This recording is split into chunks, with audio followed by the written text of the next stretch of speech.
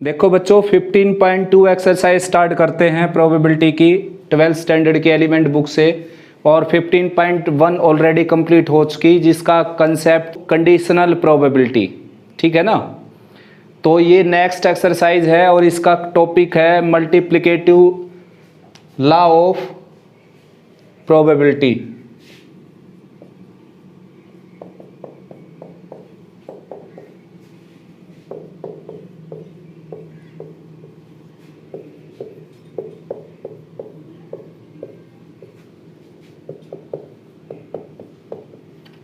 तो multiplication law of probability क्या है बेटा, देखो मैं बता देता हूं आपको। कंडीशनल प्रोबेबिलिटी आप पढ़ चुके, जिसका फार्मूला था probability of A oblique B, यानी कि probability of A when B is already occurred and which is equal to probability of A intersection B divided by probability of B. यानी कि जो लोअर पार्ट में उसकी probability lower part में और upper part में दोनों का कॉमन। ठीक ऐसे ही प्रोबेबिलिटी ऑफ बी बाई ए निकाला था हमने, बी ऑब्लिक ए, तो उसमें क्या था probability of A intersection B. A intersection B लिखो या बी इंटरसेक्शन ए लिखो, एक ही बात है बिल्कुल, डिवाइडेड बाई प्रोबेबिलिटी ऑफ ए। ये फार्मूले आप ऑलरेडी पढ़ चुके बच्चों। अब इसमें क्या है, हम देखो पी बी को कहाँ पर ले आएंगे, यहाँ पर, ये आ गया पी बी, ठीक है ना। इसमें पी ए को हम कहाँ पर ले आएंगे, यहाँ पर, ये आ गया P A, probability of A. यानी कि इसका मीनिंग क्या हो गया, probability of A intersection B, यानी कि probability of A and B both at same time. तो probability of A intersection B निकालेंगे तो पहले हमने ए की प्रोबेबिलिटी निकाली, फिर ए निकल गया तो उसके बाद बी की प्रोबेबिलिटी निकाली। तो जैसे कि आपके पास एक बैग है, बड़ा आसान एग्जांपल से समझा देता हूँ मैं एक्सरसाइज को। जैसे आपके पास एक बैग है, इसमें रेड बॉल हैं आपके पास 8 और ब्लैक बॉल हैं आपके पास 3 और टोटल हैं 11 बॉल, ठीक है ना। अब यहाँ पर दो तरह के क्वेश्चन बनते हैं बच्चों, ये मैंने बेसिक में आपको करवाया था, देखो विदाउट रिप्लेसमेंट और विद रिप्लेसमेंट, ठीक है ना। तो यहाँ पर सारा कंसेप्ट है विदाउट रिप्लेसमेंट का।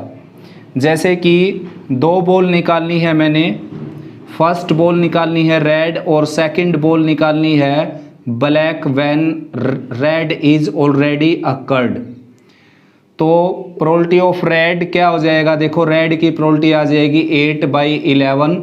और अब इसमें से मैंने अगर रेड बॉल निकाल कर बाहर फेंक दी तो रेड जो है 1 लेस हो जाएगी इसमें से, और टोटल भी 1 लेस हो जाएंगी बॉल। रेड बॉल बाहर निकाल कर अगर रख देंगे, हम दोबारा से थैले की तरफ चलेंगे तो अब थैले में वही मटेरियल नहीं होगा, रेड बॉल की संख्या आ जाएगी वहाँ पर 7 और ब्लैक बॉल की संख्या आ जाएगी वहाँ पर सेम रहेगी, और टोटल क्या है, टोटल भी 1 लेस हो जाएगा वहाँ पर। अब हम ब्लैक की प्रोबेबिलिटी निकालेंगे तो देखो ब्लैक तो रहेगी तो 3 ही, यहाँ पर टोटल पहले भी 3 थी अब भी 3 है, लेकिन जो ग्रैंड टोटल है वो कम हो जाएगा, वो 10 हो जाएगा। तो ये एक्सरसाइज का बेसिक ये है फंडा, ठीक है ना। इसको आप लिख सकते हो probability of R intersection B. आया समझ में।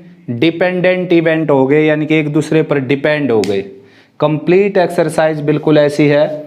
थैले में 3 कलर भी हो सकते हैं, देखो अगर थैले में 3 कलर होंगे तो ठीक ऐसे ही 3 पार्ट हो जाएंगे क्वेश्चन के। देखो जैसे कि रेड कलर की बॉल हो गई उसमें 7, ब्लैक कलर की बॉल हो गई उसमें 9 और येलो कलर की बॉल हो गई उसमें 11 लगा देते हैं।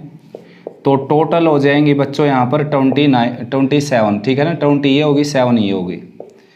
अब जैसे मेरे को यहाँ पर चाहिए पहली बॉल रेड, दूसरी बॉल ब्लैक, तीसरी बॉल येलो।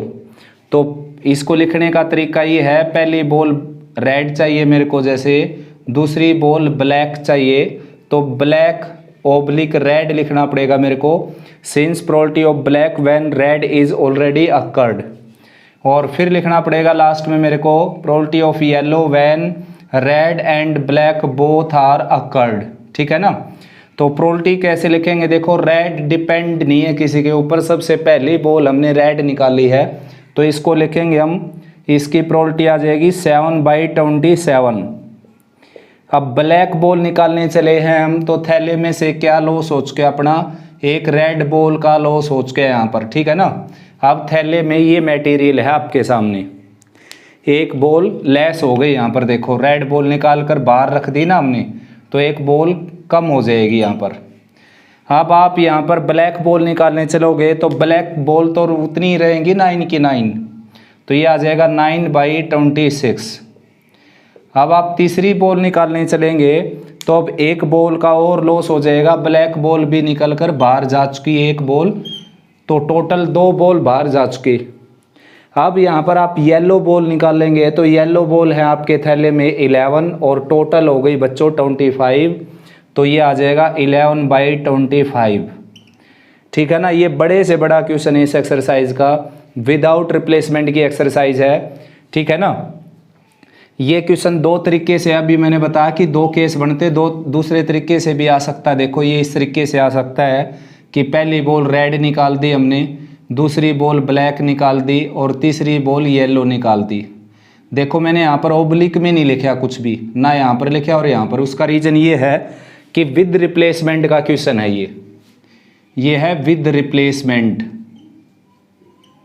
जो इस एक्सरसाइज में नहीं पढ़ने वाले हम आगे पढ़ेंगे, आगे जो एक्सरसाइज आएंगी इसमें पढ़ेंगे हम without replacement. Without replacement, with और विदाउट रिप्लेसमेंट क्या होता है बच्चों, जब आप एक थैले से एक से ज़्यादा बॉल निकालते हो तभी लगता है ये, अगर केवल एक बॉल निकाली जाए तो ना वहाँ पर विद लगता और ना विदाउट लगता। जैसे ये थैला था आपके पास, इस थैले में से एक कोई रेड की प्रोबेबिलिटी पूछ ले मेरे से, तो सीधा सीधा आंसर दूंगा मैं 7/27, एक बॉल की। ये कह दे कि इस थैले से एक बॉल निकालनी है और ब्लैक की प्रोबेबिलिटी निकालो, तो आंसर हो गया 9/27। ये बोल दिया जाए कि इस थैले से एक बॉल निकालनी है, येलो की प्रोबेबिलिटी बताइए, तो आंसर हो गया 11/27, ठीक है ना, एक बॉल की। तभी तो जो 9th 10th में क्वेश्चन है उसमें विद और विदाउट लगता है नहीं, 11th 12th में लगता है, बल्कि 11th में भी नहीं लगता, 12th में आया है ये विद और विदाउट रिप्लेसमेंट। तो विद रिप्लेसमेंट का मतलब क्या है, लगेगा कब ये विद और विदाउट, जब एक से ज़्यादा बॉल इसमें से निकाली जाएंगी, 2 या 2 से ज़्यादा।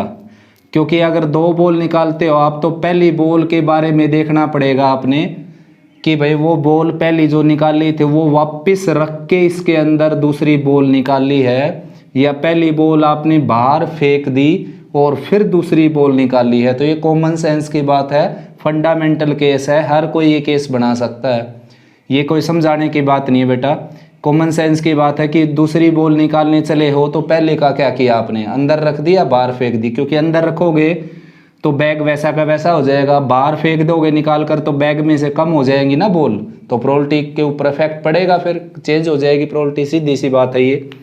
तो देखो जैसे यहाँ पर विद रिप्लेसमेंट है, तो पहली बॉल रेड निकलवाई उसने, 3 बॉल निकलवाई हैं एक के बाद एक, या तीनों एक साथ यहाँ पर नहीं, एक के बाद एक निकालेंगे विद रिप्लेसमेंट में हम, क्योंकि वापस भी रखनी है ना। तो पहली बॉल निकाली वो निकल जाए रेड, यहाँ पर साफ साफ लिखा है कि पहली बॉल रेड हो, वरना रेड दूसरी भी हो सकती, तीसरी भी, फिर और भी केस बनेंगे आपके। यहाँ पर लिखा है कि पहली बॉल रेड हो, तो ये आंसर हो गया। अब दूसरी बॉल क्या हो, ब्लैक हो, तो उसका आंसर क्या हो गया 9/27। अब तीसरी बॉल क्या हो, तीसरी बॉल हो येलो, उसका आंसर हो गया 11/27। देखो लोअर पार्ट में हर बार 27 रहा, कारण क्या है इसके पीछे ऊपर लिखा हुआ है, ये है कारण विद रिप्लेसमेंट, यानी कि आपने जो पहली बॉल निकाली रेड वो निकाल दी, प्रोबेबिलिटी भी चेक आ गई उसकी 7/27, फिर उस बॉल को वापस रखा तो थैला बिल्कुल एज इट इज़ हो गया, फिर उसमें से ब्लैक बॉल निकाली तो ब्लैक की प्रोबेबिलिटी 9/27 ही आनी है, फिर वो ब्लैक बॉल निकाल कर वापस रख दी, फिर उसमें से लास्ट में येलो बॉल निकाली तो येलो की प्रोबेबिलिटी क्या है 11/27। तो ये विद रिप्लेसमेंट का केस है, ये विदाउट रिप्लेसमेंट का केस है।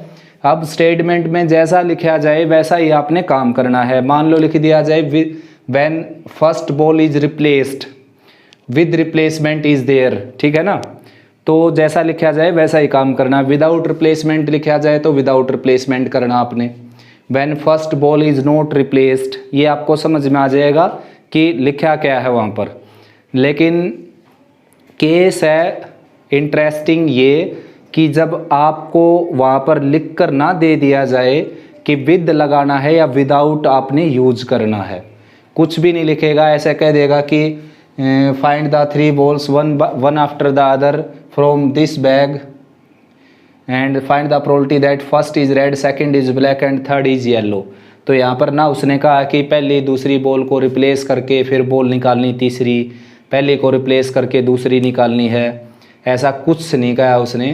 तो वहाँ पर आपने क्या लगाना है, विदाउट रिप्लेसमेंट। रीज़न क्या है इसके पीछे, क्योंकि देखो जितना आप ये छोटी क्लासेस से भी सुनते आने लग रहे हो कि जितना रिक्वायरमेंट हो उतना ही काम करना आपने, यानी कि आंसर आपसे जो भी मांगा गया है उसी का आंसर देना आपने, ठीक है ना। जैसे कोई इक्वेशन है, ये इक्वेशन है, आपसे ये पूछ लिया जाए कि ये क्वाड्रेटिक इक्वेशन है या लीनियर इक्वेशन है, तो आपने आंसर देना केवल कि ये क्वाड्रेटिक इक्वेशन है, ठीक है ना, क्वाड्रेटिक इक्वेशन है। ऐसे नहीं कि आप इसके रूट भी निकाल कर दिया उसको, उसके ना कोई मार्क्स मिलेंगे बल्कि आपका टाइम ही वेस्ट होगा। एक बच्चे ने क्वाड्रेटिक भी लिख दी और फिर उसके रूट निकाल कर भी दिया है, वहाँ पर रूट आपसे रिक्वायर्ड नहीं थे, ठीक है ना। जितना बोला गया उतना ही काम करेंगे हम यहाँ पर, जितना आंसर पूछा गया एग्जैक्ट उतना ही देना आपने, भले ही आपको उससे ज़्यादा आता हो लेकिन एग्जैक्ट वही आंसर देना है जो रिक्वायरमेंट में है। तो ठीक वही बात है यहाँ पर, जब आपसे उसने कहा है नहीं कि दूसरी बॉल निकालने से पहले पहली बॉल को रिप्लेस कर दो आप, तो आप क्यों करेंगे वहाँ पर रिप्लेस, तो क्या लगाएंगे, विदाउट रिप्लेसमेंट। क्योंकि उसने कहा आपसे कि एक के बाद एक 3 बॉल निकालिए जिसमें पहली रेड हो, दूसरी ब्लैक हो, तीसरी येलो हो। तो पहली तो रेड निकल गई, ठीक है, विद हो रिप्लेसमेंट हो या विदाउट रिप्लेसमेंट हो सेम आंसर आएगा पहली बॉल का। तो देखो ये विद रिप्लेसमेंट का केस है, सेम आंसर यहाँ पर है, ये विदाउट रिप्लेसमेंट का केस है, दोनों का सेम आंसर है यहाँ पर। लेकिन देखो इसमें 9/26 है, इसमें 9/27, दूसरी बॉल से ये आंसर चेंज होना शुरू हो जाएगा विद रिप्लेसमेंट के और विदाउट रिप्लेसमेंट दोनों के केस में, ठीक है ना। तो यहाँ पर जो है बच्चों, यहाँ पर उसने जो स्टेटमेंट दी आपको उसमें क्या है कि ये नहीं बताया कि दूसरी बॉल निकालने से पहले पहली बॉल का क्या करना आपने, ठीक है ना।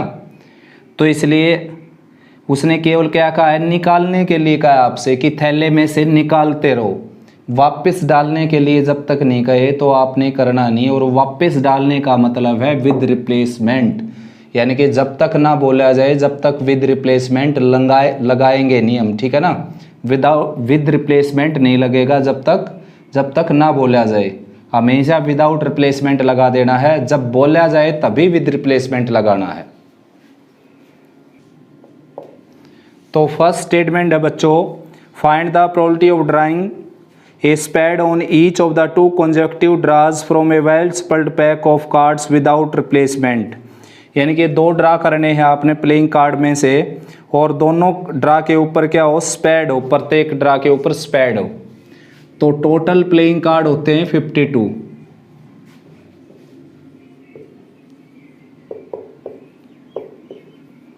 और स्पेड कार्ड होते हैं बच्चों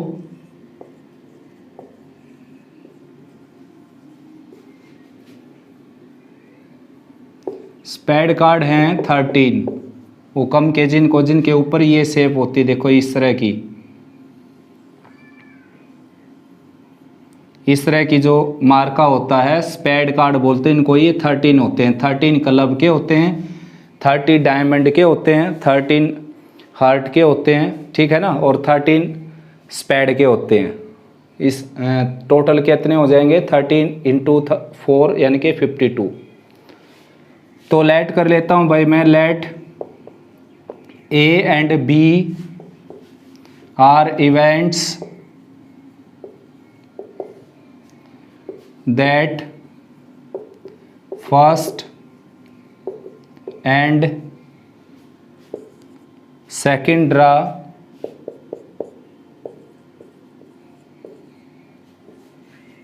are of spade। यानी कि ए इवेंट हो गया, फर्स्ट ड्रा में स्पेड कार्ड आया, बी इवेंट हो गया, सेकंड ड्रा में स्पेड कार्ड आया। तो प्रोबेबिलिटी निकालनी है हमने ए इंटरसेक्शन बी, ये आ जाएगी probability of A and probability of B oblique A. तो बच्चों ए की प्रोबेबिलिटी क्या है कि पहला कार्ड स्पेड निकले, तो आंसर आ गया 13/52। अब दूसरा कार्ड निकालने से पहले यहाँ पर ये नहीं बताया गया कि पहले कार्ड का क्या किया, बाहर रख दिया या अंदर रख दिया।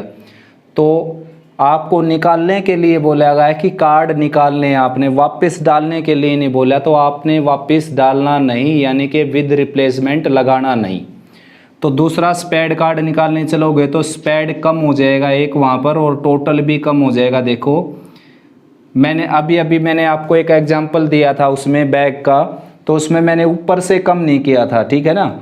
वो इसलिए किया था क्योंकि डिफरेंट कलर निकाला था मैंने। अब तो यहाँ पर सेम कार्ड निकाला ना, स्पेड का ये पहला कार्ड, स्पेड का ये दूसरा, तो ऊपर से भी एक कम हो जाएगा, नीचे से भी एक कम हो जाएगा। कैंसिल आप आराम से कर सकते हो, 13 4 जा 4 3 जा, ठीक है ना, और 17 3 जा 51। तो फाइनल आंसर आ जाएगा आपका 1/17। तो सेकंड क्वेश्चन है बच्चों, a card is drawn from a well shuffled pack of 52 cards and then second card is drawn, find the probability that the first card is spade and the second card is a club if the first card is not replaced. यहाँ पर साफ साफ लिख भी दिया कि not replaced, यानी कि विदाउट रिप्लेसमेंट है। ना भी लिखता तो भी हम विदाउट रिप्लेसमेंट ही लगाते हैं जब तक ना लिखा जाए। तो टोटल कार्ड वही 52 हो गए। देखो उसने कहा कि फर्स्ट कार्ड क्या हो, स्पेड का हो, सेकंड कार्ड क्लब का हो। तो स्पेड भी कितने होते हैं बच्चों 13, और क्लब भी कितने होते हैं 13। तो पहला कार्ड स्पेड का निकालेंगे, उसकी प्रोबेबिलिटी आ जाएगी 13/52। दूसरा कार्ड क्लब का निकालेंगे तो यहाँ पर 12 नहीं लिखेंगे हम, क्योंकि क्लब तो एज इट इज़ है, वहाँ पर एक भी कार्ड लेस नहीं किया जाएगा उसमें से, क्योंकि भाई हमने पहला कार्ड किसका निकाला है यहाँ से, स्पेड का। तो स्पेड के ही कम होंगे ना, या फिर टोटल कम होंगे। क्लब के तो उतने ही कार्ड रहेंगे, 13 थे 13 ही रहेंगे, लेकिन टोटल जो ग्रैंड टोटल है वो ज़रूर कम हो जाएगा, क्योंकि 52 कार्ड में से एक कार्ड आपने निकाल कर बाहर फेंक दिया। तो ये आंसर आ जाएगा आपका 4 पर कैंसिल हो गया। और अब ये किसी से कैंसिल होता नहीं भाई, 4 1 जा 4, 4 5 जा 20, ये आपका आंसर आ गया। थर्ड क्वेश्चन पढ़ते हैं बच्चों, an urn contains 10 black and 5 whites, 2 balls are drawn from the urn one after the other without replacement, यानी कि बिन रिप्लेस किए दूसरी बॉल निकालनी, यानी कि पहली बॉल निकाल कर बाहर ही रखनी है आपने, फिर दूसरी बॉल निकालनी है। What is a probability that both drawn balls are black, यानी कि दोनों बॉल क्या हों, ब्लैक कलर की हों। तो लेट कर लेता हूँ, let A be the event that first draw is of black colour, B is the event that in second draw is of black colour. तो सीधी सीधी पहली बॉल ब्लैक आ जाए, उसके चांस हो गए बच्चों 10/15, ठीक है ना। पहली बॉल ब्लैक आ जाएगी क्योंकि ब्लैक 10 है और टोटल 15 है यहाँ पर। अब दूसरी बॉल ब्लैक ही आ जाए तो एक बॉल आपने बाहर निकाल कर रख दी अगर, तो ब्लैक कितनी रह जाएंगी आपके पास 9 और टोटल 14। तो यहाँ पर आ जाएगा आपके पास 9/14। बिल्कुल सिंपल क्वेश्चन है। 5 2 जा 10 और 5 3 जा 15, 3 3 जा 9 और 2 7 जा 14। तो आंसर आ गया आपका 3/7। फर्स्ट और सेकंड दोनों बॉल क्या हो, ब्लैक हो। फोर्थ क्वेश्चन है बच्चों, ए bag contains 19 tickets from 1 to 19। एक बैग के अंदर 19 टिकट हैं 1 से 19 तक की। A ticket is drawn and then another ticket is drawn without replacement. एक टिकट निकालने इसमें से और फिर उसको बिना रिप्लेस किए, यानी कि वापस रखे बिना, बाहर ही रखना उसको, टिकट निकाल दी जो हमने, फिर दूसरी टिकट निकालनी है आपने इसमें से। और ऐसा करके find the probability that both tickets will show even number. ऐसा करके आपने प्रोबेबिलिटी निकालनी कि दोनों टिकट क्या हों, इवन नंबर की हों, ठीक है ना। तो भाई बच्चों अब जो पहली टिकट निकलेगी, अब इवन इसमें क्या है देखो, 2 4 6 8 10 12 14 16 18, ये है इवन नंबर, इसमें इवन टिकट, ठीक है ना, इवन टिकट से बच्चों ये। अब जैसे पहली इवन टिकट निकालूंगा मैं इसमें से, पहली इवन टिकट, तो इवन है कितनी इसमें देखो 2, 4, 6, 8 और 9, क्योंकि टोटल 18 है तो 1 से स्टार्ट होकर 19 तक है। अगर टोटल 19 है तो ओड एक ज़्यादा हो गई, क्योंकि ओड पर ही स्टार्ट किया हमने, ओड पर ही फिनिश किया, तो एक ओड ज़्यादा होगी, इवन कम हो जाएगी। अगर 18 होती तो 9 इवन 9 ओड हो जाती। अब ओड कितनी है 10 और इवन कितनी है 9, तो इवन लेकर चलना हमने। तो इवन की प्रोबेबिलिटी क्या आ जाएगी, एक इवन की 9/19। अब बच्चे यहाँ पर क्या गलती करते हैं, बच्चे ये गलती करते हैं यहाँ पर 1 लिखते हैं, देखो क्योंकि भाई एक टिकट निकाल ली है तो इवन होनी चाहिए वो, तो 1 और नीचे 19 आ गया। ऐसा नहीं करना आपने, ठीक है ना, क्योंकि यहाँ पर ऊपर आप वो लिखोगे जिस टाइप के आप उसमें से टिकट निकालने लग रहे हो। जैसे आप इवन टिकट निकालने लग रहे हो तो इवन आपके पास कितनी है यहाँ पर 9, ठीक है ना, तो 9 लिखना आपने। जैसे कि एक बैग है आपके पास, अगर रेड बॉल आपके पास 9 है और ब्लैक बॉल आपके पास वहाँ पर 7 है, टोटल 16 हो जाएंगी। अब इसमें से एक बॉल निकालनी है और वो रेड कलर की निकले तो 1/16 थोड़ा आंसर लिखेंगे हम। रेड के चांस तो 9 गुना है इससे, देखो क्योंकि एक बॉल थोड़ी ना है रेड कि एक ही हाथ लगेगी वहाँ पर। 16 में से 9 बॉल जो हैं वो रेड कलर की हैं, 16 में से 9 के ऊपर हाथ पड़ सकता है रेड निकालते समय। तो प्रोबेबिलिटी का जो बेसिक फार्मूला है उससे हट जाते हैं बच्चे, कई बार यहाँ पर 1 लिख देते हैं, 1/16। 1 क्यों लिखते हैं वो देख लेते हैं कि एक बॉल निकाली है तो ऊपर 1 लिख दिया, नीचे टोटल लिख दिया। ऐसा नहीं होता। जो फर्स्ट फार्मूला है, फंडामेंटल फार्मूला है प्रोबेबिलिटी का, वो ये है number of event divided by number of sample space. तो इवेंट में कितने एलिमेंट है आपके पास, जिस टाइप के आपको वहाँ पर रिक्वायरमेंट है निकालना, उसमें से 9, तो 9/16। ठीक ऐसे ही इवन टिकट कितनी है आपके पास 9, भले ही आपने एक टिकट निकाल ली है शुरुआत में, क्योंकि 2 निकालनी, एक निकाली फिर दूसरी निकाली, तो एक टिकट निकालनी है, लेकिन इवन होने के चांस तो ये नहीं होंगे बच्चों, इसके 9 टाइम्स हो जाएंगे, 9 गुना हो जाएंगे, क्योंकि 9 तरह की इवन बॉल है आपके पास, टिकट है आपके पास। अब आपने एक टिकट इसमें से कोई भी निकाल चुके आप, कोई भी एक कम हो जाएगी तो कितनी टिकट रह जाएंगी फिर 8, और टोटल कितनी आ जाएंगी 18 हो जाएंगी टोटल, ठीक है ना। कैंसिल कर दो, 9 2 जा 18, 2 4 जा 8, और आंसर आ गया 4/19। फिफ्थ क्वेश्चन है 3 balls are drawn successfully from a box containing 6 red, 4 white and 5 blue। यानी कि थैले के अंदर 6 रेड, 4 वाइट और 5 ब्लू, टोटल 15 बॉल हैं, और एक के बाद एक इसमें से 3 बॉल निकालनी है आपने, ठीक है ना। Then find the probability these are drawn in order red, white and blue if each balls is not replaced.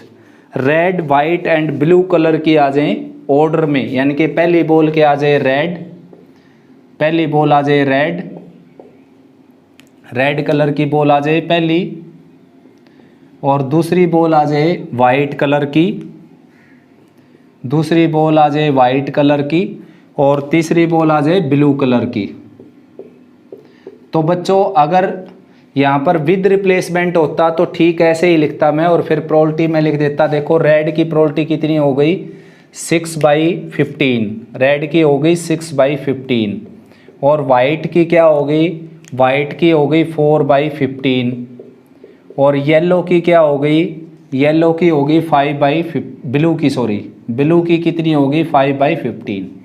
लेकिन उसने लिखा भी है यहाँ पर when ball is not replaced, यानी कि जो पहली बॉल निकाली आपने उसको अंदर रखे बिना ही दूसरी बॉल निकालनी है आपने, यानी कि पहली बॉल निकाल कर बाहर ही रख देनी है आपने। और ऐसा ना लिखा जाता तो भी हम विदाउट रिप्लेसमेंट ही लगाते, जब तक विद रिप्लेसमेंट ना लिखा जाए। विद रिप्लेसमेंट लगता नहीं कभी भी, जबकि विदाउट रिप्लेसमेंट ना लिखा जाए तो भी लगाया जाता है। जब ना विद लिखा जाए ना विदाउट लिखा जाए तो विदाउट ही लगाना है। और उसके पीछे लॉजिक मैंने आपको बता दिया, क्योंकि वो आपसे बॉल निकालने के लिए बोलने लग रहा है। विद रिप्लेसमेंट में तो बॉल डालनी पड़ती है वापस निकाल कर। तो जब आपको कहा नहीं उसने कि पहली बॉल निकाल कर वापस रख के फिर दूसरी निकालो, तो आप ऐसा नहीं करेंगे। जितनी रिक्वायरमेंट है उतना ही काम करेंगे। तो बच्चों यहाँ पर क्या आएगा, वाइट ओब्लिक रेड आएगा यहाँ पर, क्योंकि रेड निकल चुकी, फिर आपने वाइट निकालनी है। और यहाँ पर ब्लू ओब्लिक क्या आएगा, red and white. Blue oblique आएगा रेड एंड वाइट, क्योंकि आपने लास्ट में ब्लू तब निकाली है जब रेड और वाइट वहाँ से जा चुकी। अब पहली के ऊपर कोई इफेक्ट नहीं पड़ेगा, 6/15। अब दूसरी बॉल निकालने चला हूँ मैं, कौन से कलर की, वाइट कलर की। कितनी है इसमें, 4। अब मैंने अगर इसमें से रेड कलर की बॉल निकाल चुका मैं इसमें से, तो टोटल मेरी 1 माइनस हो जाएगी यहाँ पर बॉल, ठीक है ना।